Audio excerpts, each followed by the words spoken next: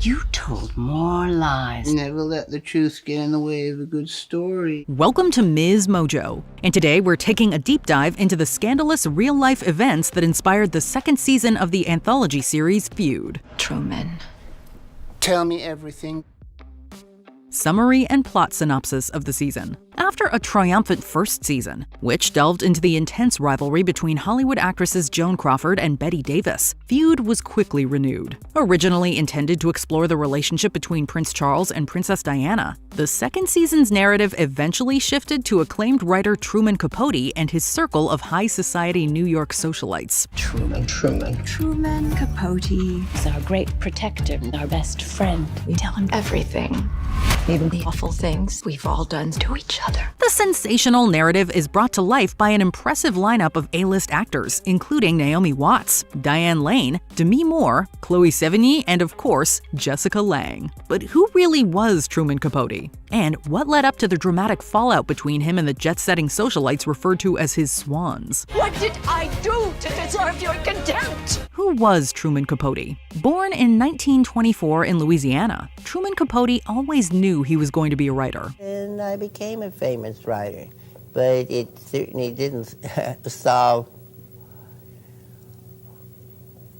I've started to say all my problems. I'll amend that to say I don't think it solved any of my problems. After cutting his teeth penning short stories, Capote gained widespread acclaim for his novels Breakfast at Tiffany's, later adapted into the classic film starring Audrey Hepburn, and the non-fiction masterpiece In Cold Blood. The latter, about the 1959 Clutter family murders, became an instant success and is often credited with sparking a global fascination with true crime. The point is that if they did do it, human nature is so peculiar that really millions of people would watch it and get some sort of vicarious sensation out of it. Capote was an intriguing personality. In addition to his unique high-pitched voice and unconventional fashion style, he was also known for weaving sensational tales. In many ways, this would lead to his eventual downfall. I was the protege of a team of monster IQ people. Well, you said once you were a protege of a fortune teller. Yes, but that was much earlier, you know. Capote's rise to Manhattan high society. The success of In Cold Blood granted Capote access into the elite circles of New York City. Even more, his penchant for embellishing encounters with the most famous people at the time made him seem a lot more connected than he actually was. Dashed down to the bar around midnight to end in the next day's scenes.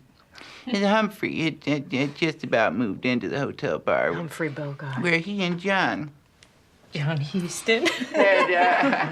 they drank every night. The same year the book was released, Capote solidified his position in high society by hosting the exclusive Black and White Ball in honor of Katharine Graham, the publisher of The Washington Post. He was now fully integrated into Manhattan's social elite, forming a tight-knit circle of female friends he fondly referred to as his Swans. Why on earth can you not trust me? You know why. Because someday you'll use it. That will never be true.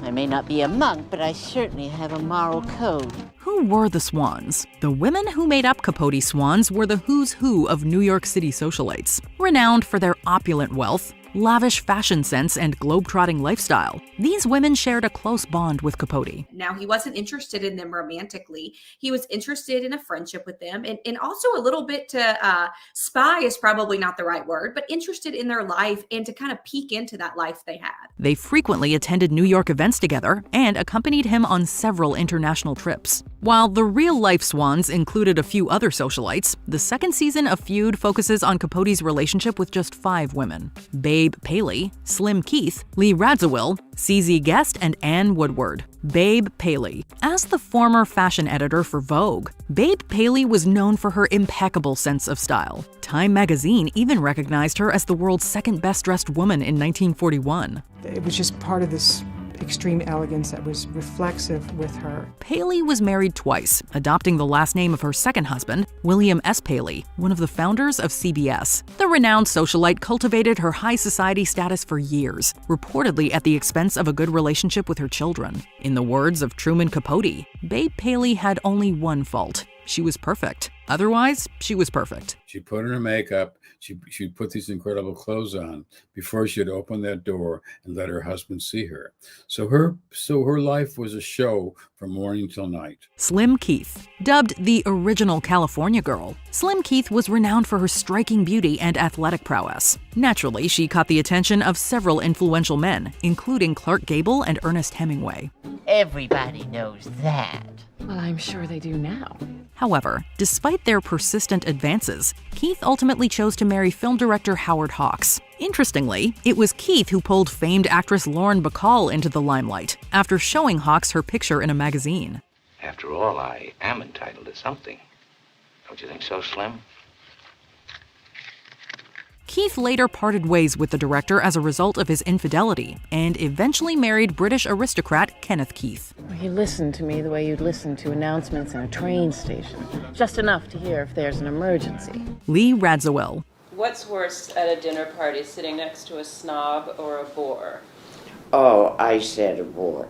In the late 1960s, Truman Capote formed a close relationship with Lee Radziwill after he was hired to write the script for a television movie she was set to star in. Beyond her foray into acting, Radziwill was also a PR executive and a prominent interior decorator with a bank of wealthy clientele. But she was perhaps best known for being the younger sister of First Lady Jackie Kennedy. Although Babe Paley was Capote's primary female companion in the latter part of the 60s, as the 70s unfolded, Radziwill eventually assumed that role. The Rolling Stone magazine asked Truman if he would write their tour. And so he was thrilled and delighted. And so he said, honey, you gotta come.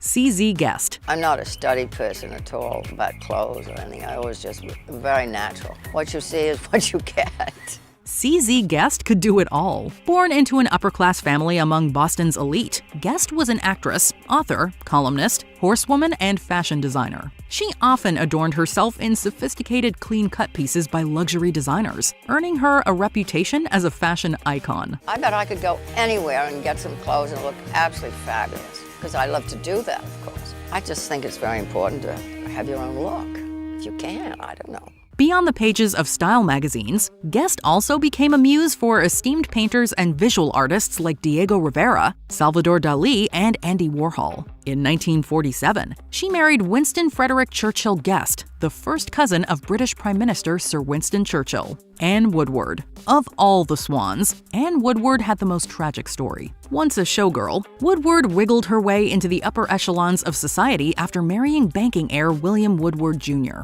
In 1955, Woodward fatally shot her husband in their home, claiming that she had mistaken him for a burglar. It was discussed at every party. It was, did she do it, and blah, blah, blah, and lots of gossip and details and stuff, and people having the inside word, and, you know, the butler told them such and such. Although she never faced criminal charges, the incident stirred controversy in New York and led to Woodward being ostracized from much of high society. Sadly, her association with Capote would further contribute to her downfall. In 1975, Truman Capote penned a short story about a former prostitute who murders her husband, a thinly veiled dig at Anne.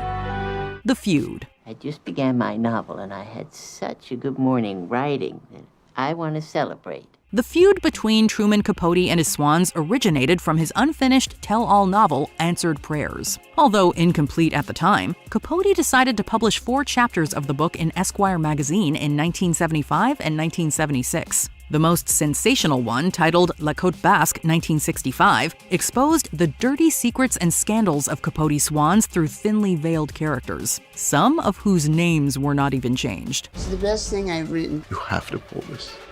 These are portraits of friends who have shared their deepest secrets with you. Why would you want to hurt them? Capote revealed gossip about the British royal family, sparked rumors of extramarital affairs, and accused Ann Woodward of intentionally killing her husband. Needless to say, the publication of this chapter caused an uproar in New York high society and made Capote's Swans feel betrayed. Your story cast its spell and took away everything I had. The Swans hit back. So how did they respond to all of their dirty laundry becoming public knowledge? Apparently, even before Esquire published the controversial chapters, Woodward caught wind of their scandalous content. You're telling people that I murdered my husband? Bang, bang.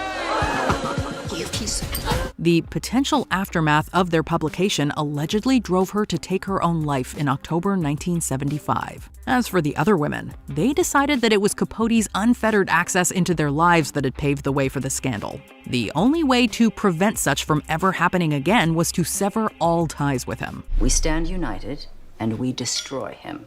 Oh, I'm in, honey. Consequently, Capote found himself ostracized from elite social circles, with none of his swans ever speaking to him again. Before we continue, be sure to subscribe to our channel and ring the bell to get notified about our latest videos. You have the option to be notified for occasional videos or all of them. If you're on your phone, make sure you go into your settings and switch on notifications.